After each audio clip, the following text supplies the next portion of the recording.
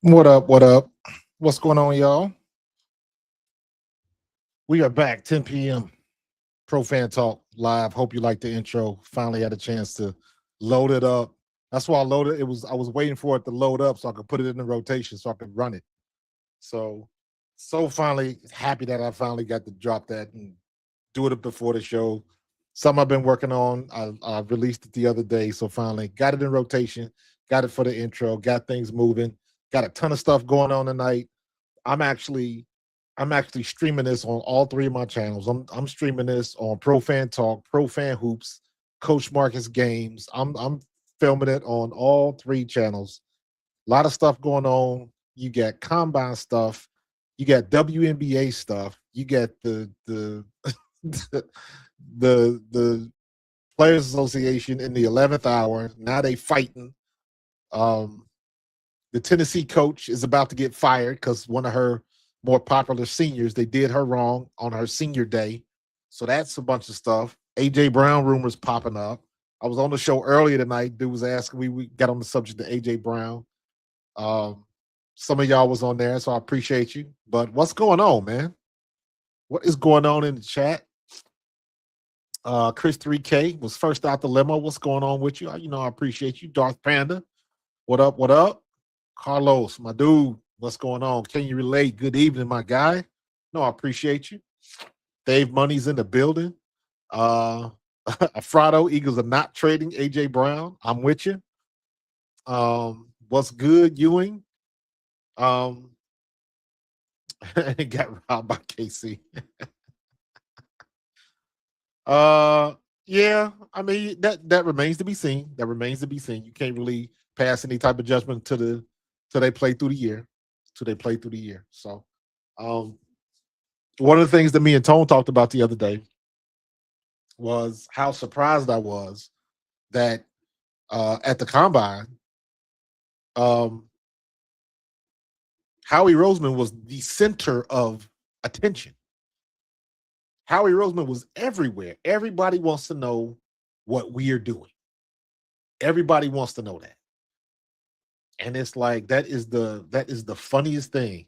Like we are just at the forefront of everybody. We are occupying space in folks' mind. Everybody wants to know what we're doing. Everybody wants to know what AJ is going to do. Everybody's got their ideas based on what they saw in the media and all that kind of stuff. That's one of the things I talked about tonight on the Snake Sports Show. Um, People from the outside looking in, and but I can't even say that no more. I can't even say people from the outside looking in because there's a lot of people in Philly that feel some kind of way as well, and it's like it's frustrating and it's aggravating. But I can't be one of them type of people where it's my way or the highway. You don't have to align with my point of view or perspective or opinion. You know what I say? Opinions are like assholes. Everybody got one. But given the state of the information that we get, what we see every day, and how it goes, it's amazing how some people still get the wrong idea because it's not what they would do. It's not what they would do. You want to, and this is one of these things that rarely it happens, but it happens every now and then. If you want to see what somebody's really made of, let them coach a team. And then all of that shit they've been talking about how they would do things a certain way, and then all of that goes out the door. But rarely do you see a lot of people willingly put themselves in a situation like that. Sometimes it happens, and I'm talking about on any level. I don't care if it's little league. I don't care if it's first year athletes, your first year playing soccer, first year playing baseball, football, whatever. Then you move it up to little leagues or pee wee. Then you move it up to, you know, grade school. Then you move up to high school. Then college. Then the pros or semi-professional or whatever the situation is. You will find out what somebody is made of if you let them coach a team or let them be in charge of a group, like a teacher, or you in charge of the glee club or the chess club or the whatever. You are in charge of a group of young people. Hell, it can be in charge of a group of grown people. You can be a supervisor at your job. You will find out what somebody's made of because you figure out what somebody will be willing to do or not do when they have to be the ones to call the shots, to lead the crew, and everybody in your crew don't want to listen to what you got to say. Then you go all of that stuff that people talk about, all of that stuff that I wish they would, and I can't stand that supervisor. I can't. When them folks finally get their opportunity, you'll see what they're about. And it is a fascinating phenomenon when you find yourselves watching people in that situation. Because all of the stuff they talked about, what they would do, what they could do, this, that, and the other, all of these great ideas doesn't really translate. Sounds good on paper. But when the rubber meets the road, it ain't always that good. What's going on, Jay? I see you in there. It don't always go down like that. What's up, Dre Day? So uh oh,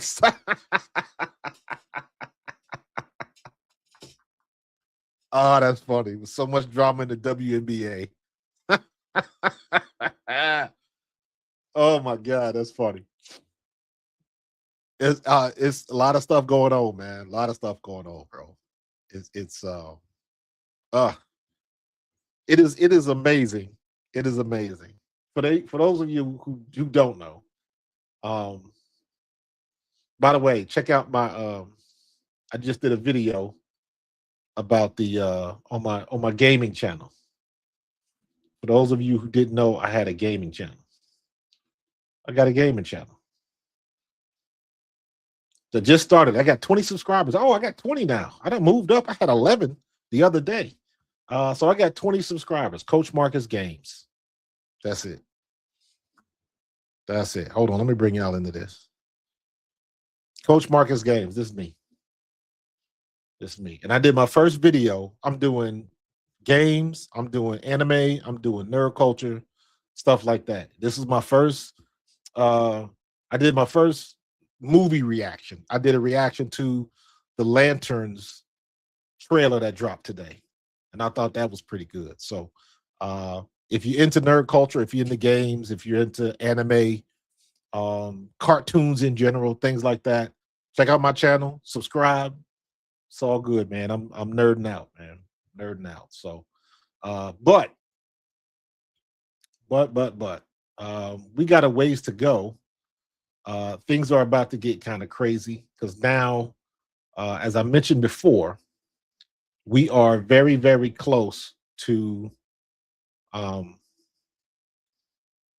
I should say, we're getting closer to. Oh, what am I doing here? Hold on. We're getting very close to the draft. We are past combine. We're past the combine, and we're on our way to the NFL draft. Now's when Howie does his work. Now we are in Howie season. Truly, we are in Howie season. We done had the combine. We done seen everybody that's running the 4.2s. We done seen we found the darlings of the combine this year. Lorenzo Styles and his big brother Sonny Styles from Ohio State. One's a linebacker, with the other one's a defensive back. Both of them are ridiculously fast. We saw the standout wide receiver, in my opinion, was Sadiq, the tight end. So we had a couple performances, and just like every year, they are going to cause some people to change their mind about what they're going to do in the draft. I'm looking at tight ends because I want to see what they're going to do with Dallas Goedert, because I don't think Dallas Goedert is going to stay. He can probably go somewhere and get his bag. So we're going to see. And you're right. Next Wednesday. That's next Wednesday, man. Everybody going to be in the gates like they about to run their 40. All them teams is going to be out there trying to figure out what they're going to do. I think Goddard is gone. I think I would rather see Goddard gone than A.J. Brown gone, because I need if Sean Mannion wants to get into the zone read runs, like he said, we're going to need a tight end that can block. Goddard can't block. Goddard can't run block. He is average at best in run blocking. Maybe they'll keep Latu and move him along, and maybe they can make Latu learn how to catch. So it's not so one-sided when Goddard is not in the game. Maybe we can get some versatility out of one of these guys that can handle themselves on the line of scrimmage. That would help our offense tremendously, because now all you got to do is study the package.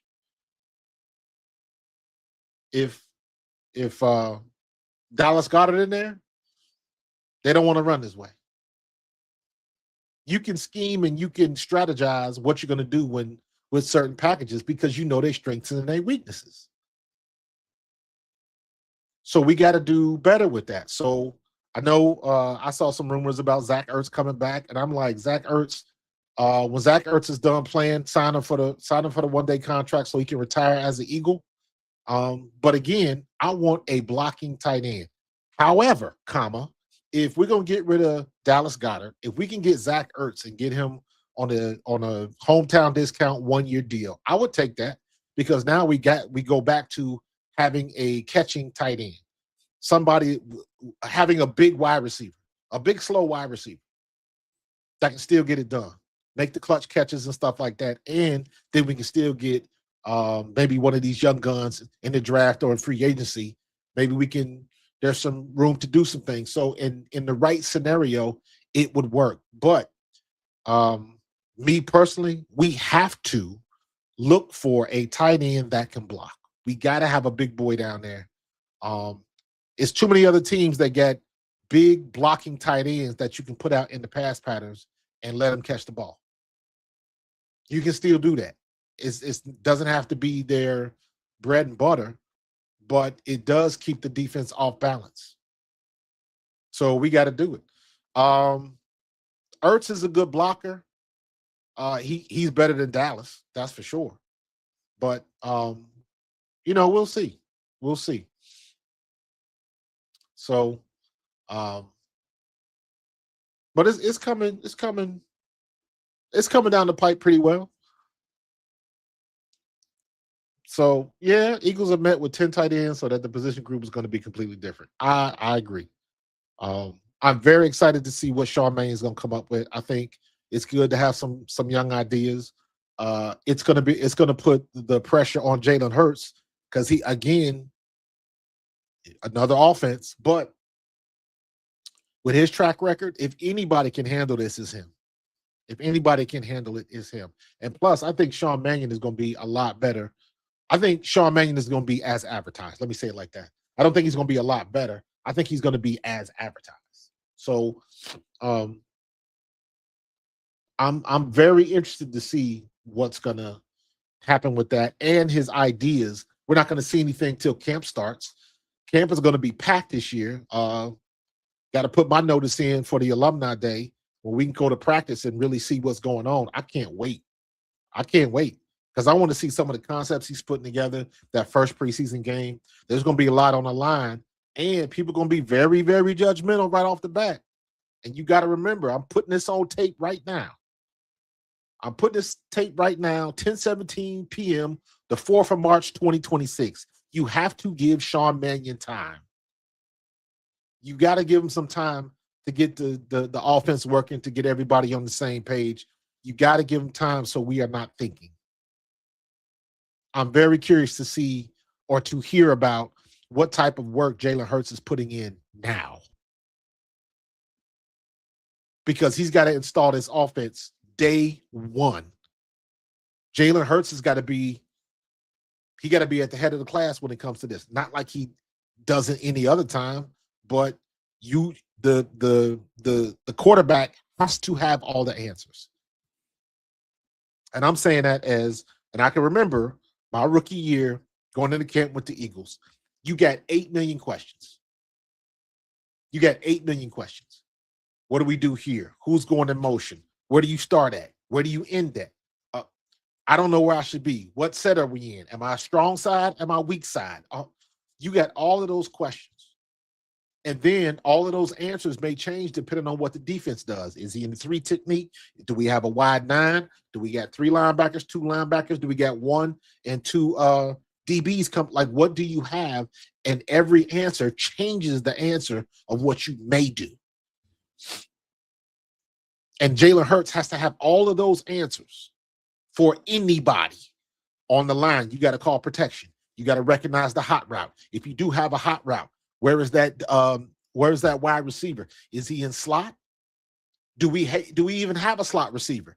If we don't have a slot receiver and we see a blitz coming, who are you putting in a hot route? Do you have to bring somebody to line them up in a slot? Million different things. And oh, by the way, Sean Mannion wants to use a lot of motion. Jalen Hurts doesn't like motion. They didn't like to use motion before. Now they're going to be using motion. So now you got to use it. I think we're better with it. So regardless of what Jalen wants to do or not, this is what we're doing.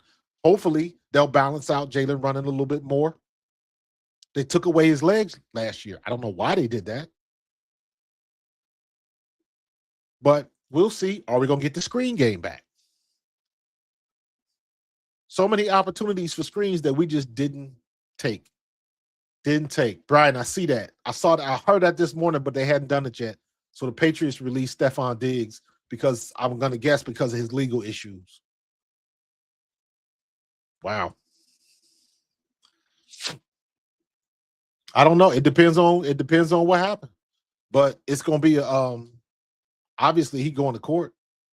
So I don't know if they're going to reach a settlement or whatever, but Patriots was like, thank you, but no.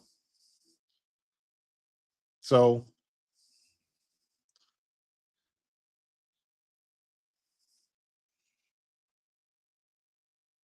how he wants a high price AJ Brown and a high player. AJ Brown's asking price should be high.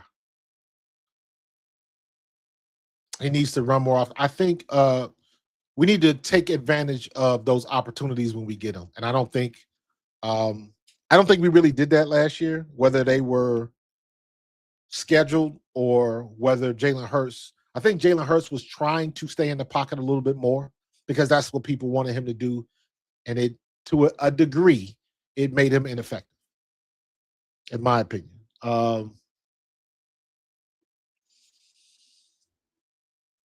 Let me see. People asking how he's asking too much. I don't agree with that. Well, no. I'm sorry. I agree with you, but no, he's not asking too much. AJ Brown's gonna be a Hall of Fame receiver when it's all said and done. So no, he's not asking too much. And I don't think um this will be a pivotal year for AJ because this will be the year where people are like, oh, he's over the hill. I think he'll be just fine. Um, but we'll see how they get back.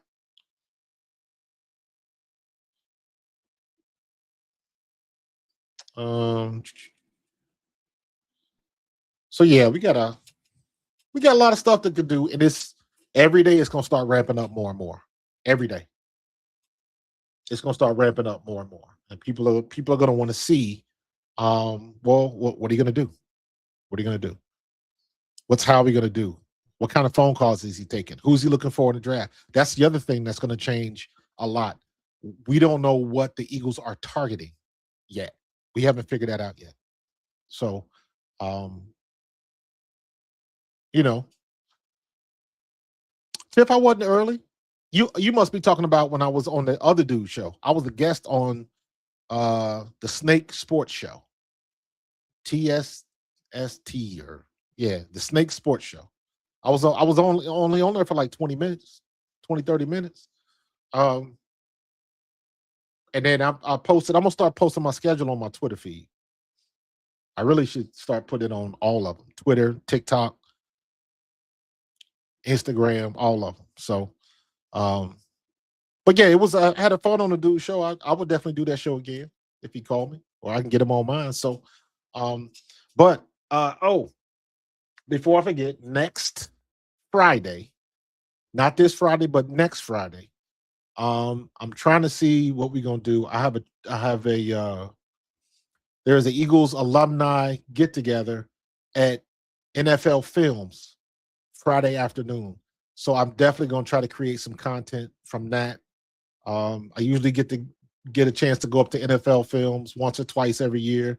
We either have a meeting up there, something like that. This is another thing. This is by the Eagles alumni, so I'll be up there. I'm gonna find a way to get some content. Hopefully, I can run into like Greg Cosell and some of the other guys up there. I get a kick out of running through all of the different rooms, the film rooms, the camera rooms, all that type of stuff. Going on set, the NFL Network and all of those shows that you see, they shoot them right here in Mount Laurel, New Jersey, right up the street from me. So I will be up there next Friday. So I'm still trying to work out what I want to do and how I want to do it.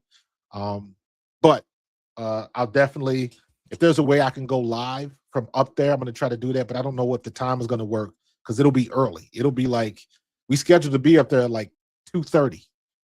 So I don't know how that's going to work, but I'm gonna figure something out. If I can't go live, I'll definitely be recording content and we'll figure something out. So that should be fun. Can't wait. Can't wait. Can't wait. Could the Eagles re-sign Hargrave? I'm sure they could, but they got enough problems monetarily to deal with. Phillips, Nolan Smith. It looks like N'Kobe Dean is gone. Um, and then you got Jordan Davis and Jalen Phillips, Jaden Jordan Davis and Jalen Carter. Excuse me. Couldn't use my words for a second. So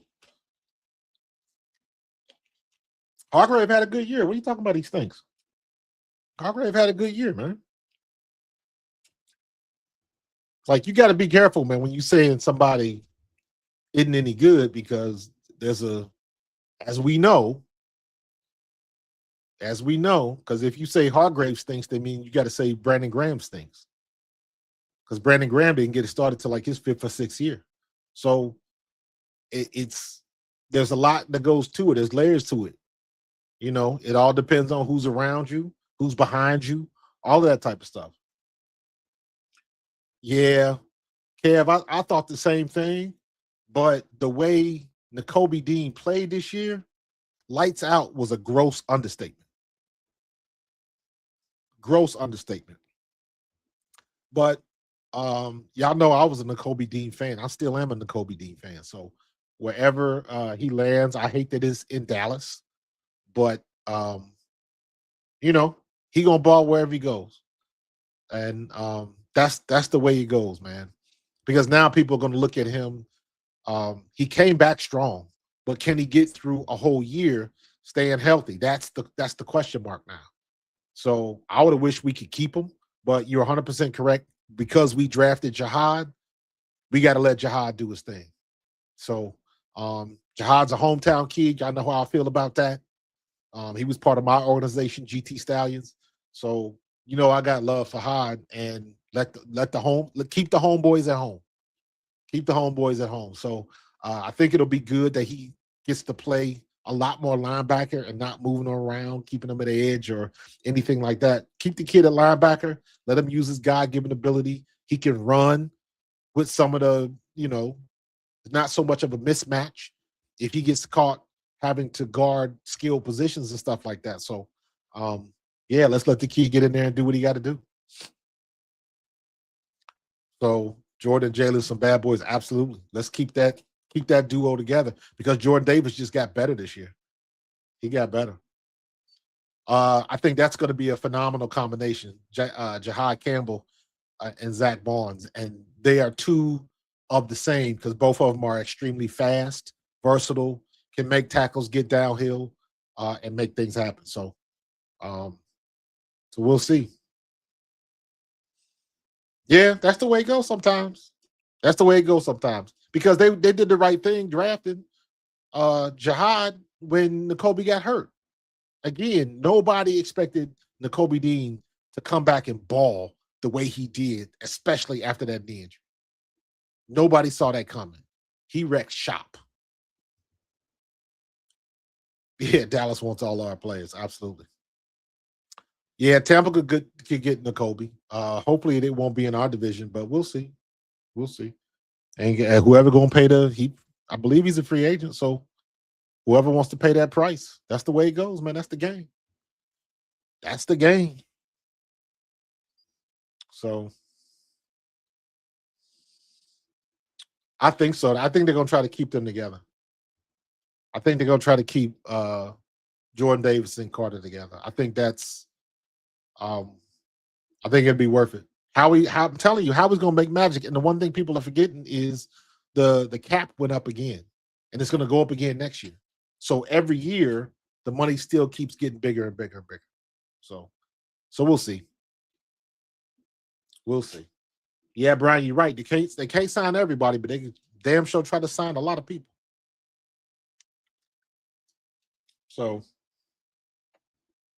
we'll see. And the rumor is, I don't know if I would call it a rumor, but I heard somebody mention it at the combine about Clint Hurt just hanging around because he's going to be the guy once Vic Fangio decides to retire. I would love to see that. I would love to see that him become the DC. And actually, he would be a possible candidate if something were ever to happen to Nick Sirianni. He's somebody that could step in and be. He got head coach vibes about him. I could see that happening. Absolutely. So, I think that part is handled whenever Vic decides to step out, maybe next year or the year after. But we'll see. I think it was real that he was thinking about stepping out this year. Because Fangio is, we had this discussion before. I think Fangio was like 60, 65, 66. I can't remember. Can't remember. How old is Vic Fangio?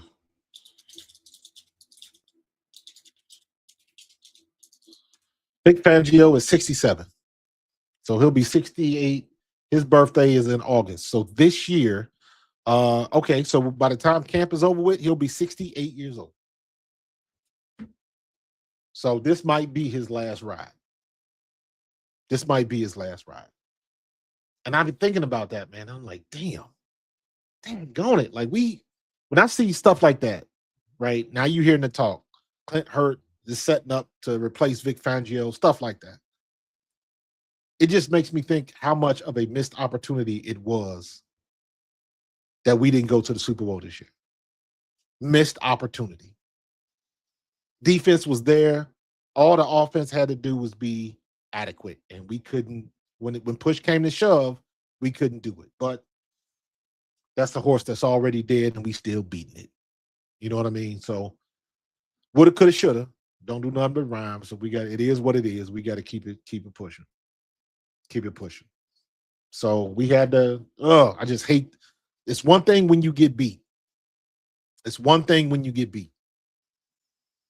Like the game in the Super Bowl in 2022, the way we lost that game, I would feel better about that game as opposed to if I played for the Kansas City Chiefs in 24.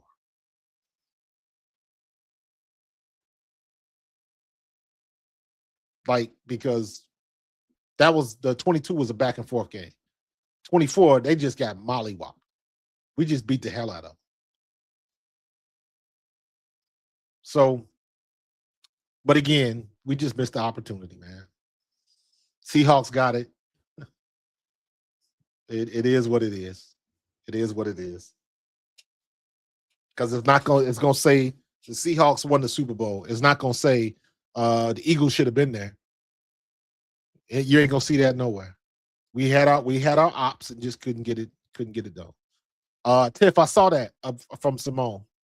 I still want to connect with Simone too, because strictly I want to ask Simone a question about when she was at the Super Bowl and she had a chance to talk to Chris Collinsworth.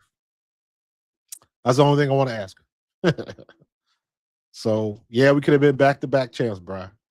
But yeah, Simone's video was a good one. Definitely a good one. So, but not yet, man. Things are moving. And just look how fast things have gone from the week we lost that game till now. Yes, we are still in our feelings and dealing with the stuff with AJ and Vic and Jeff Stoutland, all of that type of stuff, man. But look, it keeps on moving. The world keeps spinning, it keeps on moving. We gotta hope that how we can, make the next move and get us back up to snuff. So we can still be leaders and the favorite to win the NFC East again. So yeah, because everybody goes through the same stuff year after year after year. Same stuff. All of these teams that are supposed to be good next season, not going to be any good. We're going to have a couple surprises. Teams come out of nowhere, and you're going to be like, okay. But a lot of times it doesn't pan out. So we'll see. We'll see. I'd never played on the same team as Chris Collinsworth. No, I'm born and raised in Cincinnati. So I watched him play as a kid. That's why that's what that means to me. So when I see Simone talking to Chris Collinsworth, I'm looking at it from a fan's perspective. That's somebody I grew up watching. When Chris Collinsworth was playing when I was like in grade school, he played with Kenny Anderson, James Brooks, David Fulcher, Tim Crumry, Anthony Munoz. He played with all of those Bengal greats. So, and he was even before a lot of them. But I know him and Kenny Anderson were pretty much kind of at the same time. And I think he played a few. I don't know. I don't remember how many years he played with Boomer Esiason. So, it was, I grew up watching Collinsworth. So I was always a fan. So, I got love for Chris Collinsworth. Even if we beat San Francisco, that we beat Chicago and LA Shadow. I can't say that, man. You got to let this stuff play out. You never know. You never know. Look at prime example. Since you want to mention Chicago, prime example. Look at C.J. Stroud. Look how good C.J. Stroud was his rookie year, and everybody thought he was going to be the greatest thing since sliced bread. And then last year he was horrible. He was terrible. When push came to shove, he did not have it. Now, Caleb Williams, on the other hand, he showed out. He showed out. I look at Caleb Williams and I shake my head because that should have been Justin Fields. But their coaching situation was so bad in Chicago before they got Caleb. I just feel bad. Justin Fields got the raw end of the stick. But Caleb Williams, he's on the up. He's on the up. But he gotta get out of that. It'll be his third year, second year, or third year. It'll be his third year next year, right? Or this season. So can he do it again is the question. It's it's so very difficult. So very difficult when you're still learning how to be a pro. So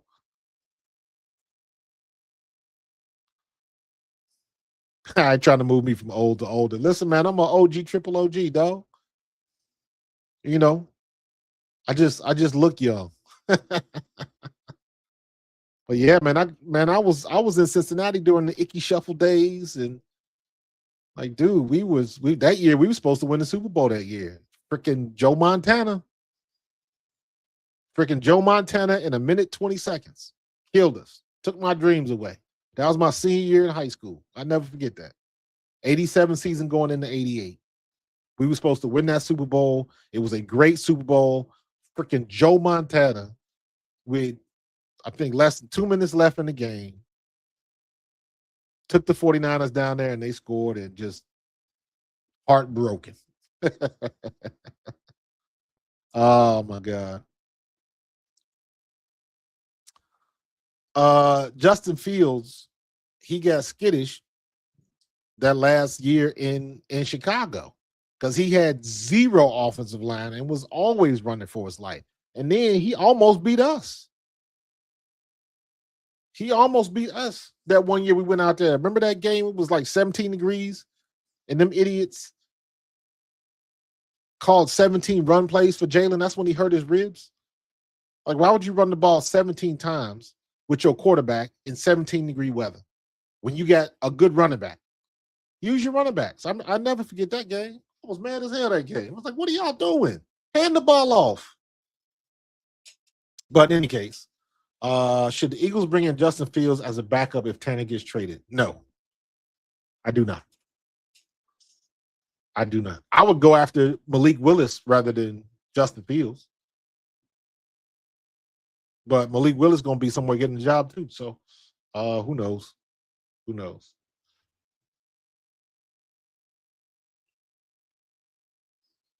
But yeah, we got a lot going on, man. Got a lot going on. So you saw the stuff. Just to transition real quick, I was looking at the stuff. The girl from Tennessee, I felt so bad.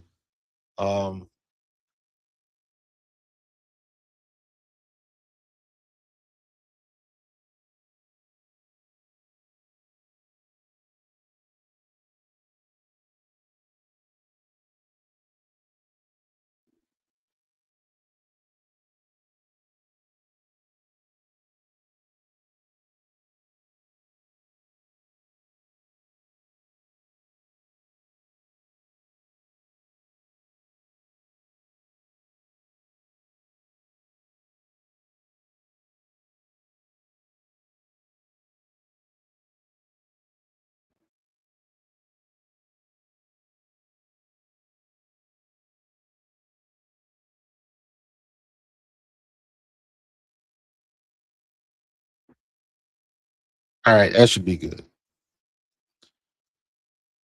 All right, this girl from Kaya Wynn, senior for Tennessee Volunteers Lady Vols basketball team.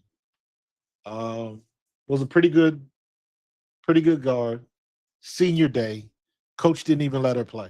Seniors are supposed to start their last game for the school. and the coach tried to put her in with 15 seconds left. I was like, man, that's and she didn't want to go in the game. She was like, F it. Her parents was there and all that kind of stuff. Man, she lucky they ain't try to beat the brakes off her. So needless to say, I would be very surprised if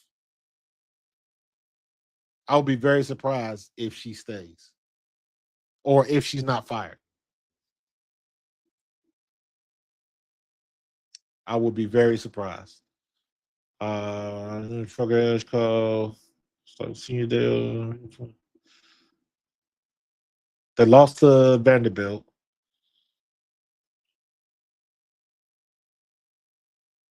Wow, she tore Achilles senior day. That's a shame. I think she's got another year left. They're gonna end up getting rid of that coach. What's her name? Kim Caldwell, I think it is. They're gonna end up getting rid of her. Because I remember when they fired the other girl, I can't remember her name. The coach that was there when Dawn Staley went undefeated that year. They were in the SEC championship game against South Carolina, and that was the game where Camila Cardoso hit that 3-point shot because nobody was guarding her because nobody in a million years thought Camila Cardoso was going to hit a last-minute 3-point shot. So I don't blame her, but they ended up losing that game, losing the conference championship. They still went to the tournament, but they lost the SEC championship, and they ended up firing her. And I was like, oh, that's rough. That's rough. But then you bring somebody else in, and they might not have the goods. So it'll be very incumbent upon Tennessee to play well in the tournament, or that girl gonna be looking for a job too. It's very interesting to see what's going on with these coaches and how they dealing with NIL. I did a video last week on my Hoops channel. Keomi McMiller, a Jersey girl right here in New Jersey, was going to Rutgers last year, and she left the team because her and the coach didn't see eye to eye. The coach did the right thing. Apparently, now clearly this girl has the most talent on the team, but she's a bit of a ball hog. She got crazy handles and stuff like that, but clearly she ain't running the plays. She's shaking and baking and getting to the rack. But whatever the situation was, the coach had to sit her down the week they were supposed to play USC and Juju Watkins. And she was feeling some kind of way. And after that game, she pieced out. She was like, I'm leaving the team. I'm transferring. She ended up at Penn State. And Penn State and Rutgers is pretty much in the same boat. But the story was that coach, Coquise Washington, that sat her down and was probably correct in doing it, ended up getting fired. Because, okay, if the girl was a problem and you didn't feel like dealing with the problem, you got to bring somebody else in that's going to produce like she was producing. And they won one game in the conference. They won 10 games this year. Or no, they won 9 games this year. They didn't even get to 10 games. So she got promoted to fan. And I look at it from the standpoint of could they won more games with McMiller on the team? I think they would have. I think they could have won around 15 games. But they didn't, and now she fired. So the question is, what do these coaches do when you coming up, these college coaches, when you coming up with these players that you can't tell nothing to? So interesting, very interesting. Your sister's mom's side is cousins with Patrick Mahomes. Don't know if what was I talking about with Pat Mahomes the other day? What was I talking about? I mentioned Patrick. Oh, I was talking about I wasn't talking about him. What I was talking about was when players get in trouble for doing whatever.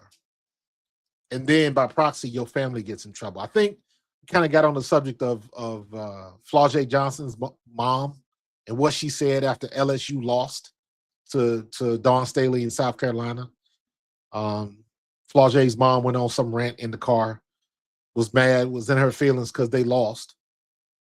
And she got on this stuff and she got on the subject about, I'm teaching my daughter to get her bag and raising her right. And it's like nobody said anything about how you raised her and her having an opportunity to get her bag. Because that girl that made a ton of money rapping, playing basketball, NIL, all of that type of stuff. And I'm like,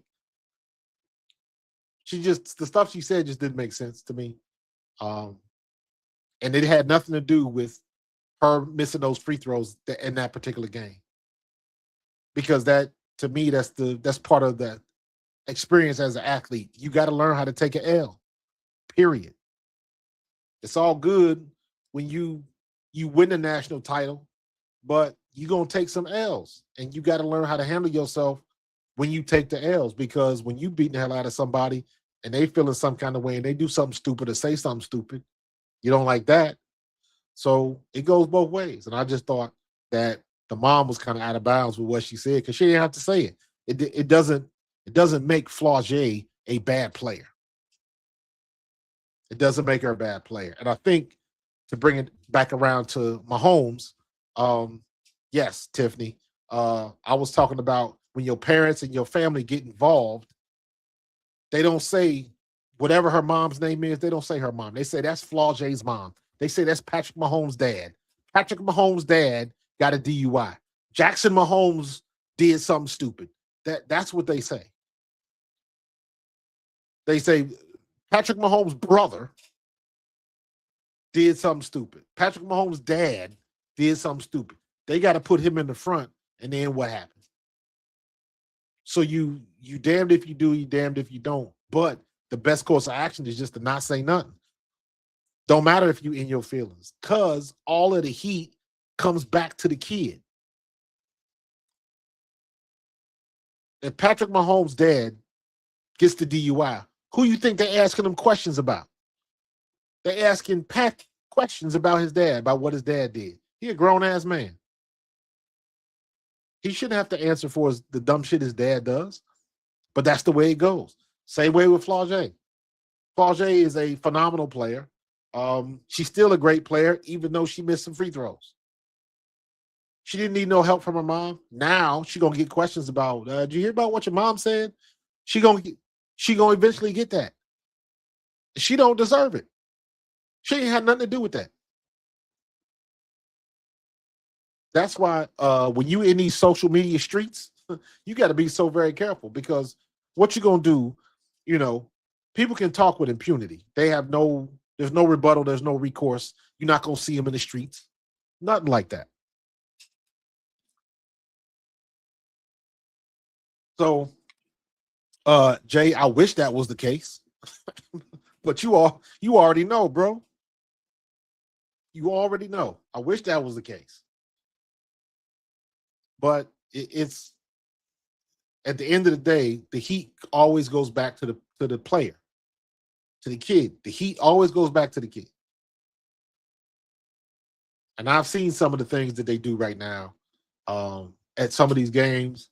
Like when you go some of these basketball games, now the student section be getting scandalous, man. Scandalous. I remember I don't know how long ago this was, and I don't know how they be getting this information. One of the dudes on the other team had broke up with his girlfriend. So all of the students right behind the basket had big head posters of the girlfriend when the dude was shooting free throws. I said, "Oh man, that's scandalous, man. That's scandalous, bro." But it's yeah, we about to get into March Madness, and I'm looking forward to it. Looking forward to the women's tournament. I got my girl Dawn Staley. If it can play it out, depending on what region they get, man, it could be South Carolina and UConn again, because I don't see nobody beat UConn. UConn, Lord have mercy, AZ Fudd and Sarah Strong, goodness. Them two is a force. Those two are a force, man. So Chris asks, do I think Jalen Phillips is coming back? I don't know, because I'm hearing all this noise about old boy from Vegas. I don't know. Again, I don't know what Howie. I would love to see Jalen Phillips back, but if you can get the old boy from Vegas, what's his name? What's the defensive end from Vegas? Um, if you can get him, that would be. I would think you would go for that. But Jalen Phillips ain't no scrub, and you could probably get him for cheaper. So Crosby, Max Crosby, thank you, thank you. So I don't know. I don't know. I don't know what Howie. I don't know what his focus is yet. And like I was saying, that gets clearer and clearer the closer you get to the draft. So we're gonna see some things happen next week when we hit that day and you can start signing free agents again. It's gonna be the wild wild west for a minute. Then it's gonna slow itself down, but at least you can kind of get a hint of what you're trying to do, which holes you're trying to fill, things of that nature. So I wouldn't mind seeing Max Crosby, but I like Jalen Phillips. Jalen Phillips paid dividends immediately. So I don't mind that. So Max Crosby, I would love to see Max Crosby too, but so we'll see. Did you see Jalen sent Dawn his new sneakers? Dawn who? I haven't seen Jalen sneakers. Maybe I need to buy some of them for my twin, for my sister. Jalen fell off after a couple. Nah, I don't think he fell off. I think you had enough film on him and you game plan them because it's not. You can't look at things like that as fall off. If somebody has a couple good games, then teams gonna notice that on film and they're gonna start game planning. But what that does is that opens up somebody else. So I don't look at it as falling off.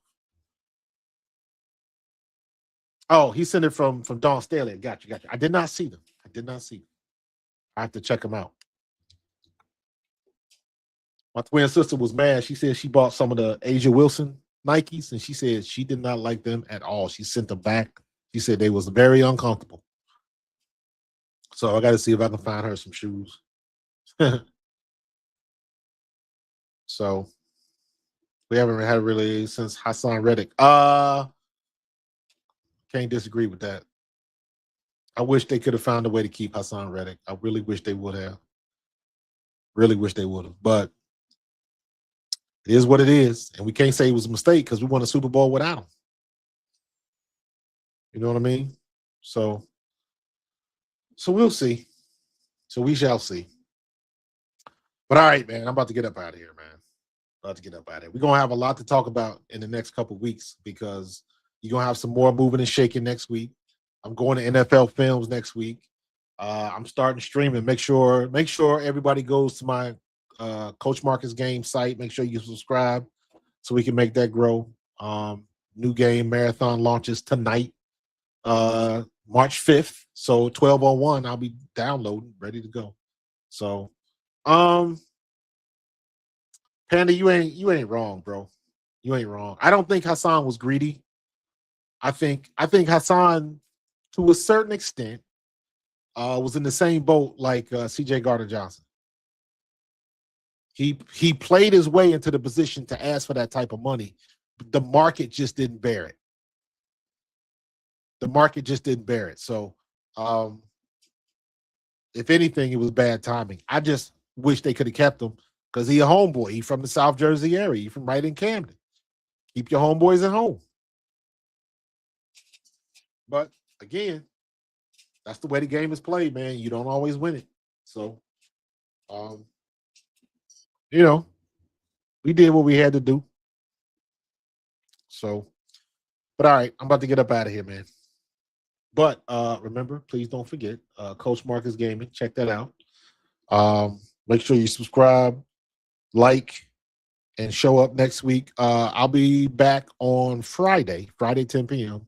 And do me a favor, bring somebody with you. How about that? But I'm going to get up out of here, man. Got some stuff to do tonight. Finally shaved my head, finally. Was looking rough for a minute. But in any case, y'all be up out of here. I appreciate y'all. I'm going to see y'all on the next one. All right, be safe. I love you. God loves you. Until the next one, as usual, go Birds.